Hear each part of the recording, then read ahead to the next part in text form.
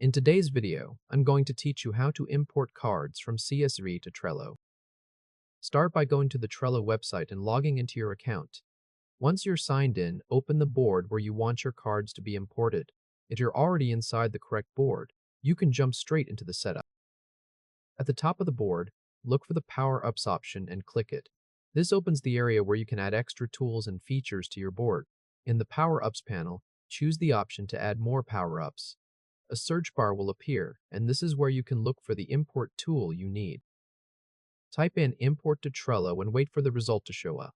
Once you see it, click Add to enable that power-up on your board. After that, Trello may ask you to authorize the power-up. If it does, click Authorize with Trello and allow the requested permissions so the import tool can work properly. This step is important because without authorization, the import feature may not appear in your list options. Once the power-up has been added and authorized, move to the specific list where you want the imported cards to go. This could be something like To-Do Backlog, Ideas, or any list you've created on your board. On that list, click the three-dot menu to open more options. In the drop-down menu, select Import to List. This opens the import window where you'll paste your CSV data. Now switch over to your CSV file.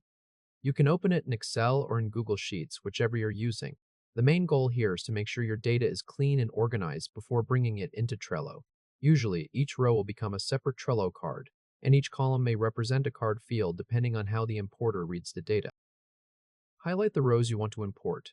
Be careful to copy only the data you actually want turned into Trello cards. If your sheet includes extra notes, unused columns, or empty rows, leave those out so your import stays clean. Once you've selected the correct rows, copy them. Go back to Trello and click into the Import field inside the Import to List window. Paste your copied CSV data directly into that field. After pasting, Trello will generate a preview so you can check how the cards will appear before the import is finalized. Take a moment here and review the preview carefully. Make sure the rows are showing up correctly, and confirm that the card titles and any mapped details look the way you expect. This is the best time to catch formatting issues, missing values, or rows that may have been copied incorrectly.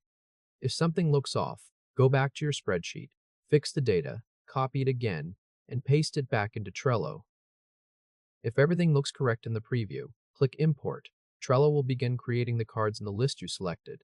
Depending on how many rows you're importing, this might take just a few seconds or a little longer. Once the process finishes, the new cards should appear directly in that Trello list. At this point, your CSV data has been successfully imported into Trello as cards. You can now open the cards, edit their details, move them to other lists, assign team members, add due dates, or continue organizing your board as needed. If this helped, hit like and subscribe for more quick tutorials.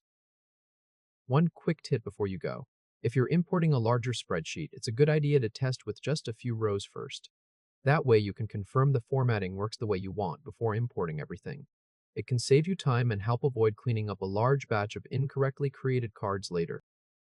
Also, make sure your spreadsheet is structured clearly. Clean rows, consistent columns, and no unnecessary blank spaces will usually give you the smoothest result. If your first import doesn't look right, don't worry.